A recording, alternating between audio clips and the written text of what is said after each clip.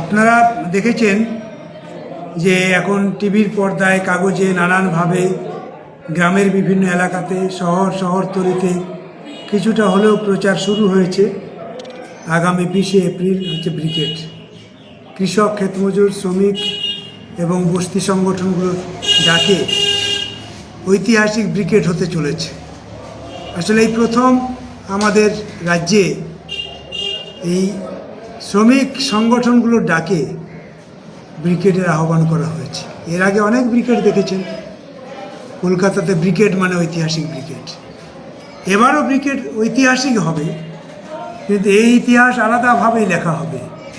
এই ইতিহাস লেখার জন্য যাবে গ্রাম বাংলার খেটে খাওয়া, ক্ষেতমজুর, মেহনত করা, গতর বিক্রি করা নরনারী, যুব সমাজ, কৃষক এই ব্রিগেডে উপস্থিত হবে। সুতরাং বুঝতেই পাচ্ছেন এবার ব্রিগেডের গুরুত্বটা কোথায়। এই ব্রিগেডকে সামনে রেখে ইতিমধ্যেই গ্রাম বাংলাতে আলোচনা শুরু হয়েছে, পাড়ায় পাড়ায় আলোচনা শুরু হয়েছে, চাটাই পেতে আলোচনা হচ্ছে, মহল্লায় আলোচনা হচ্ছে, গরিবদের মধ্যে আলোচনা হচ্ছে। এবার ব্রিগেড একটা অন্য আঙ্গিকে হচ্ছে।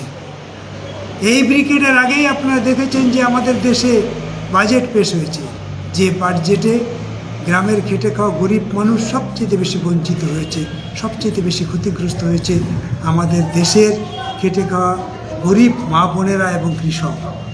মানুষ সব দেখছে। এই বাজেটের পরে রাজ্যের বাজেট হয়েছে, রাজ্যের বাজেটেও কিন্তু গ্রামের গরিবরা দারুণভাবে বঞ্চিত হয়েছে।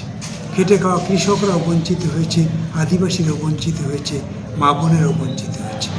মানুষ রাজ্য সরকারকে দেখছে, দিল্লির সরকারকে দেখছে, মূল্যায়ন করছে নিজেদের মধ্যে।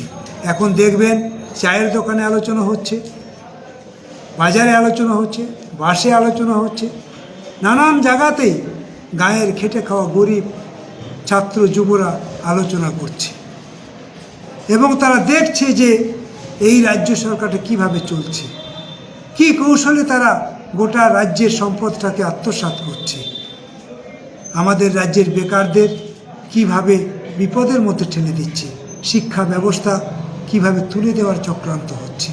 গরিবরা আর লেখাপড়া শিখতে পারবে না, গায়ের স্কুল কলেজ সব বন্ধ, মা বোনেরা যত দিন যাচ্ছে তত বিপদের মধ্যে পড়ছে। গায়ের গরিবদের মধ্যে আবার কম ওজনের সন্তান প্রসব করবে, কারণ ICDS টাকা কমিয়েছে। যেখানে মা বোনেরা তাদের নিউট্রিশন পেত, সেই প্রকল্পে টাকা কমে গেল, অর্থাৎ আবার গ্রাম বাংলাতে অপুষ্টি সন্তানের হার বাড়বে। 100 দিনের কাজ বন্ধ, অনির্দিষ্টকালের জন্য বন্ধ। মানুষ কাজ ছিল, এলাকায় থাকতো, কাজ নেই, আবার এলাকা থেকে চলে যাচ্ছে। ফলে মানুষকে এই যে কাজের সন্ধানে ভিন রাজ্যে চলে যেতে হচ্ছে, তাতে গরিব মানুষকে বিচ্ছিন্ন করার যে বিরাট বড় চক্রান্ত, সেটা গাঁয়ের শিক্ষিত বেকার ছেলেমেয়েরাও কিন্তু বুঝতে পারছে। তাই তো আজকে গ্রামের গঞ্জে, মাঠে ময়দানে গ্রামের যুবক ছেলেদের মধ্যে আলোচনা বাড়ছে। সুতরাং সার্বিক পরিস্থিতি যে জায়গায় দাঁড়াচ্ছে, তাতে গ্রামের বেকার যুবকরাও কিন্তু এই ব্রিগেডে আসবে, মা বোনেরাও এই ব্রিগেডে আসবে, কৃষকরাও এই ব্রিগেডে আসবে, শিক্ষকরাও এই ব্রিগেডে আসবে। কারণ গোটা শিক্ষক সমাজ বুঝতে পারছে যে গ্রাম বাংলায় কেন স্কুল কলেজ আজকে বন্ধ করে দেওয়া হচ্ছে। সব কিছুকে যখন সব অংশের মানুষ উপলব্ধির মধ্যে আনতে পারে, তখন ব্রিগেডে এই অংশের মানুষ কখনো পিছিয়ে থাকতে পারে না।